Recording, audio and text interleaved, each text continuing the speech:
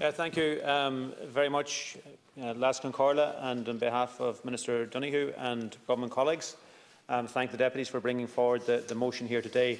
As the deputies are aware, the Irish agri-food sector is our largest indigenous industry and of enormous importance right across the country and in rural Ireland in particular.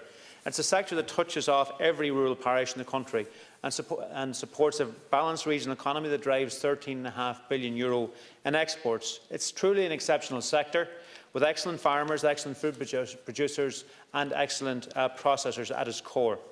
Whether it's through the Common Agricultural Policy, deputies, or through direct exchequer supports, this government stands full square behind our farm families and food producers, and that has been our form and track record at all times since this government came to office. Despite many of the markets for Irish produce remaining relatively strong over the past 12 months, bringing solid returns to farmers, input costs have been increasing for all farmers, be that feed, fertiliser or fuel, and in some cases the increase in output prices have been eroding market returns, and that is clear. Specifically, the pig sector has been at the centre of the challenges of these input price challenges, while also suffering considerable dip as well in the market. Coming as it did from a base of €330 million export value in 2010, the pig sector has shown exceptional growth over the last decade and is the third largest of our livestock sectors now, after dairy and beef, accounting for 6.3% of our output value, or over €930 million in 2021 in exports, supporting approximately 8,000 jobs. As well as its valuable contribution to our national economy, it is also, of course, a key contributor to our rural economy and rural communities. And Irish pig farmers, as we know, deputies, are currently facing exceptional challenges due to a combination of extremely low prices and extraordinarily high input costs. Mirroring the situation which has been presented across the EU over recent months, Irish pig farmers have seen their margins decimated. And I know this is an issue which you have focused very significantly, and the issue that you have most focused on in your private member's motion here today.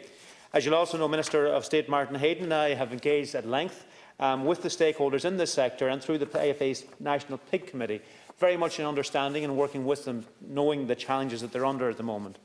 While input costs are presenting an issue for all sectors and will continue to do during 2022, the pig sector has been particularly impacted.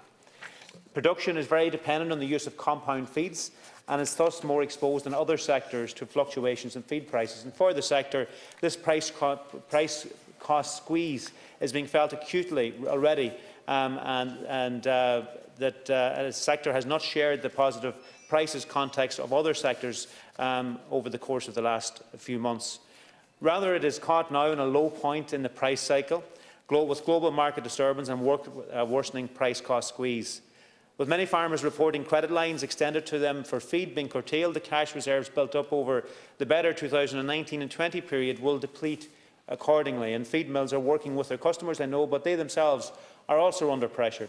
Feed prices have risen consistently since the beginning of 2020. The world consumed more grain in the last year than it produced, and world grain demand is growing at a rate of 1.8% annually. These factors influencing the increase are twofold: both global demand and increased input costs. I, along with other agriculture ministers, have called for an integrated EU-wide approach and for the Commission to deploy appropriate solutions to both the concerns around input costs and current severe market disturbance in the pig sector. And I continue to raise these issues at EU level. Like many other states, I also needed to assess what national support we could put in place within our own capacity. I raised this matter as recently as Monday again at the EU Council meeting with colleagues and with the Commissioner.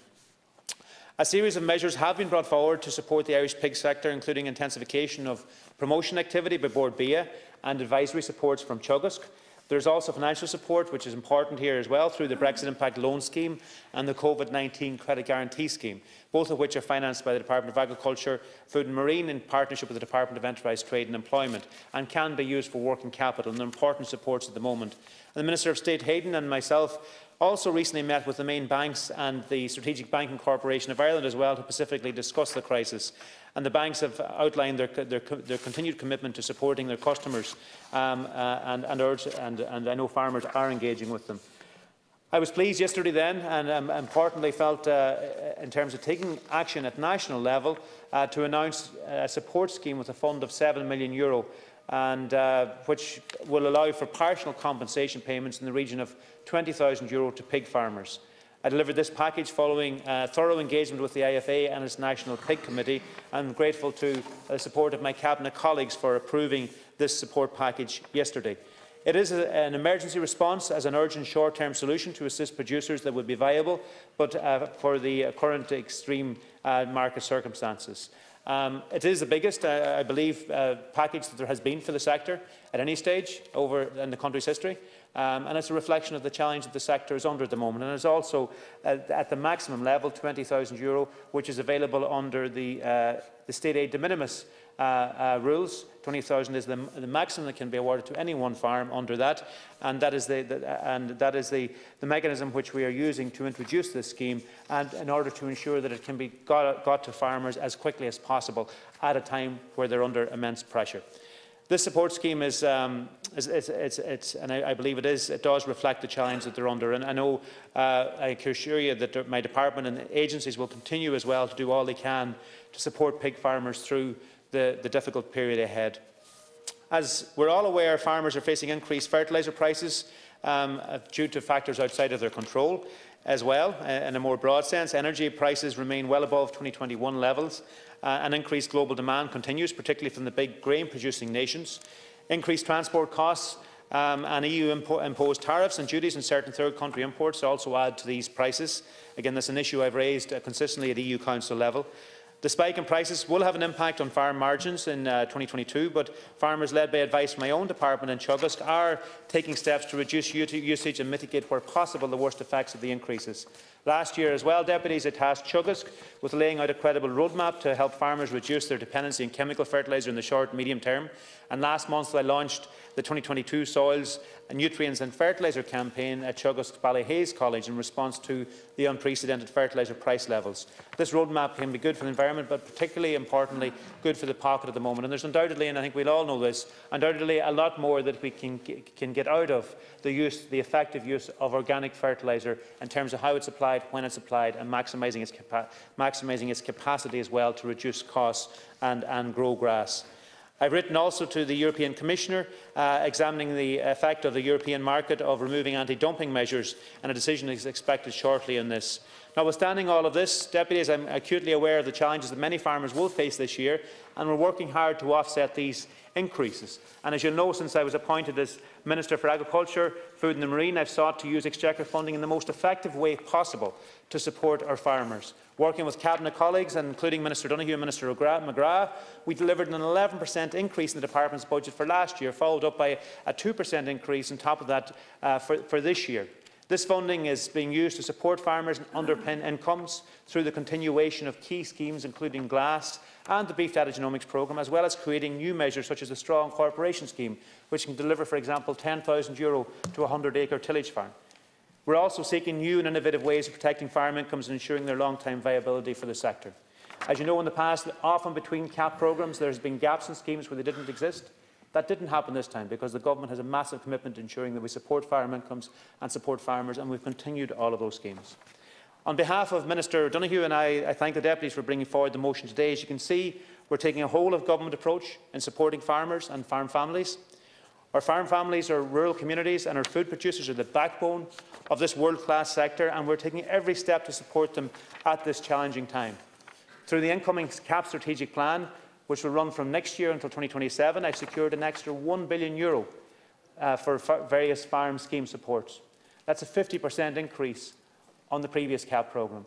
Again, absolutely unprecedented in the history of CAP in this country, that you would deliver a 50% increase in funding from one CAP period to the next, a full €1 billion. Again, a reflection of how this government, by being in office, by being in government, by delivering, by working hard day to day, not necessarily being able to talk on the sidelines, but actually getting in, rolling up our sleeves, putting farm families at the centre of what we're doing, and delivering for them every week, every month, every year in office. That's what we're doing, and that €1 billion 50% increase will enable us to do that by improving many of those schemes next year.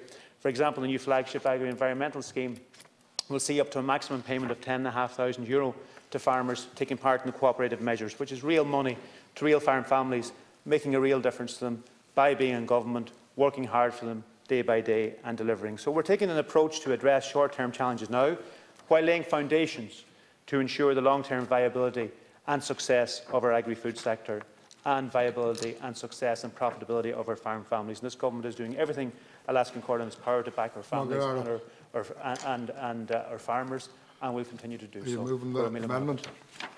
Ara, are you moving the